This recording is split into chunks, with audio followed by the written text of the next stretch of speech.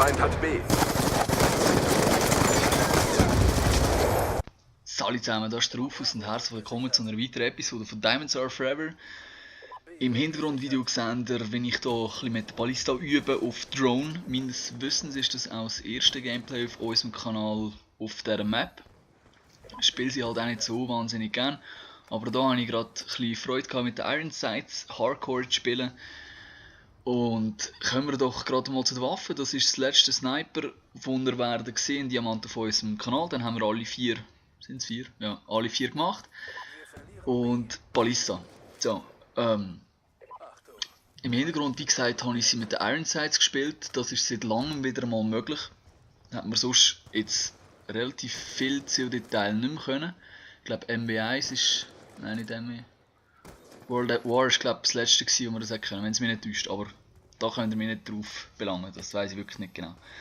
So, Ballista. Kommen wir zu der Theorie. Sie killt Brust aufwärts, was eine gewisse Präzision verlangt, und die habe ich leider nicht. Darum bekomme ich in Core auch relativ viel Hitmarker. Das ist der einzige Down-Punkt eigentlich, wenn ich an die Waffe denke. Sie erinnert mich sehr an DSR, nur ist DSR, nicht DSR, MSR. Nur ist MSR von MW3 einfach geiler, weil sie weniger Hitmarker gemacht hat, oder ich habe weniger bekommen auf jeden Fall. Sonst, was kann ich euch sagen zu dieser Waffe? Der einzige Aufsatz, wenn wir jetzt gerade mit Iron Sights viel spielen, wäre wahrscheinlich der Laser, der einem würde helfen, weil es die Crosshairs ein bisschen enger zusammennimmt. Das macht das Ziel ein bisschen einfacher. Sonst Extended Max, da hat man 10 Schüsse, normal hat man 7 Schüsse, also ein relativ grosses Magazin. Wenn man nicht alle 6 verschießt, bis man einen trifft, so wie ich. Obwohl im Hintergrundvideo ist gar nicht so schlecht gegangen eigentlich, muss ich ehrlich sein.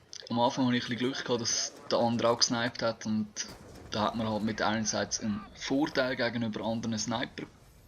Obwohl mit der DSR, nein, mit der Ballista wollte ich eigentlich sagen, hat man schnellsten Zoom-In, das ist bei 0,37 Sekunden.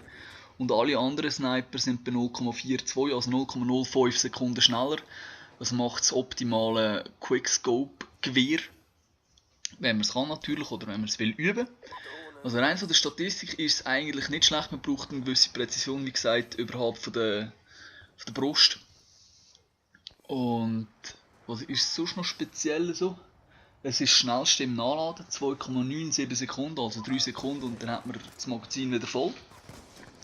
Ich persönlich habe mit dieser Waffe viele gute Erfahrungen gemacht. Eigentlich. Es ist sehr geil zum Spielen. Mir liegt das Feeling, wie es schnell reinzielen und so. Einfach das Handling von der MSR ist wirklich fast das gleiche, und die habe ich sehr geliebt, die Waffe. Give it a try, es ist sicher nice, man muss sich ein bisschen daran gewöhnen. Ich bevorzuge sie über alle anderen 3 Sniper, die man im Black Ops 2 hat, aber hier die vielen Hitmarker, das ist ein kleiner Downside, aber ja, alles in allem richtig geil, und das wäre es schon wieder gewesen von dieser Episode, und wir sehen uns beim nächsten Mal. Schönen zusammen.